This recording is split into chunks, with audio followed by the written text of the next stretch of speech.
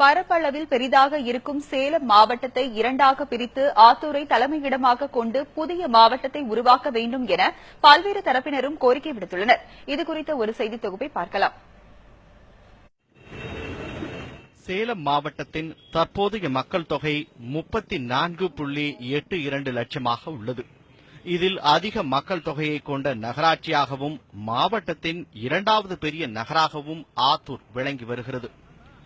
ஆத்தூர் மற்றும் அதனை சுற்றியுள்ள கிராமங்களிலிருந்து அவசர தேவைகளுக்காக மாவட்ட ஆட்சியர் அலுவலக பணிகளுக்கு செல்வதற்கு 3 மணி நேரம் ஆவதாக கூறுகின்றனர் அப்பகுதி மக்கள். அதனால் பல்வேறு சிரமங்களை அவர்கள் சந்திப்பதாகவும் கூறுகின்றனர்.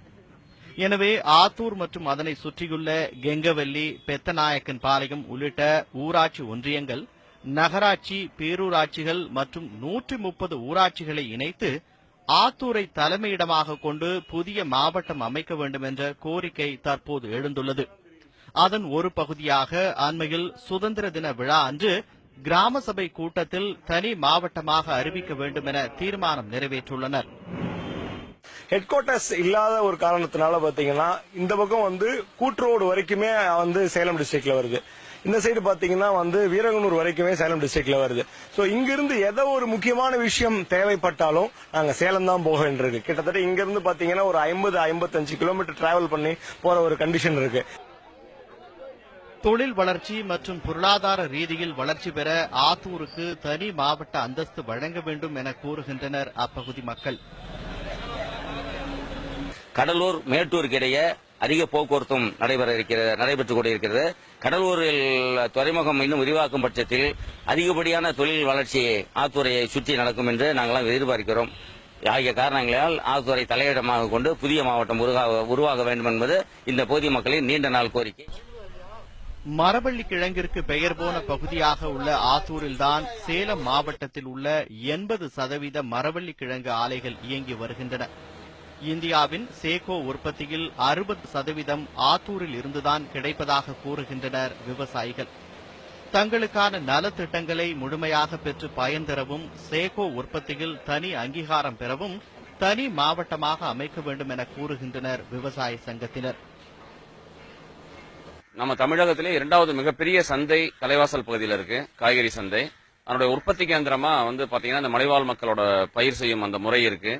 கிட்டத்தட்ட சேலம் மாவட்டத்தினுடைய அடையாளமா இருக்க மரவள்ளி கிழங்கு, அந்த கிழங்குல இருந்து ஸ்டார்ச்சும் சேகோவும் எடுக்கிற ஆலைகள்ல 80% ஆலைகள் ஆத்தூர் பகுதியில் இருக்கு. சோ வியாபார கேந்திரமா இருக்கிற அந்த பகுதியை ஒரு மாவட்ட தலைநகராக மாத்தினாக்க அந்த பகுதி வாழ் மக்களுக்கு மிகப்பெரிய ஒரு உறுதுணையா இருக்கும். சேலம், சங்ககிரி கல்வி மாவட்டங்களில் ஆத்தூரில்தான் அதிக அளவில் கல்வி நிலையங்கள் உள்ளன. எனவே ஆத்தூரை தனி கல்வி மாவட்டமாக அறிவிப்பதுடன் அனைத்து துறைகளுடன் புதிய மாவட்டத்தை அறிவிக்க வலியுறுத்தி ஆத்தூர் புதிய மாவட்ட ஒருங்கிணைப்பு குழு ஒன்றும் உருவாக்கப்பட்டுள்ளது. கல்வித்துறையிலே இன்று இந்த சேலம் மாவட்டத்திலே சேலம் மாவட்டம் 2 கல்வி மாவட்டமாக செயல்பட்டு வருகிறது. சேலம் கல்வி மாவட்டம், சங்ககிரி கல்வி மாவட்டம். இன்றைக்கு சங்ககிரி, நாமக்கல், திருச்செங்கோடு ஆகிய பகுதிகளை கம்பேர் செய்யும் பொழுது ஆத்தூர் மற்றும் தலைவாசல் பகுதியிலே 216 பள்ளிகள் இயங்கி வருகின்றன. மிகப்பெரிய கல்வி மாவட்டமாக இந்த ஆத்தூர் பகுதி உருவாகி வருகிறது.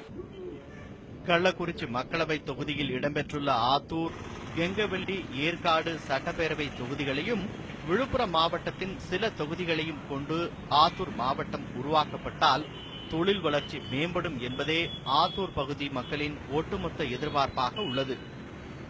தமிழகத்துல அதிக பரப்பளவு கொண்ட மாவட்டங்கள்ல சேலம் மாவட்டமும் ஒன்று.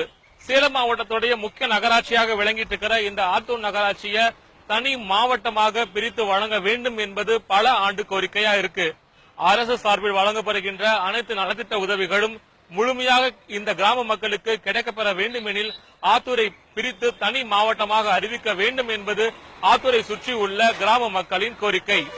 ஒளிப்பதிவாளர் பார்த்தசாதியுடன் ரியாஸ் மற்றும் ஆரோக்கியராஜ்.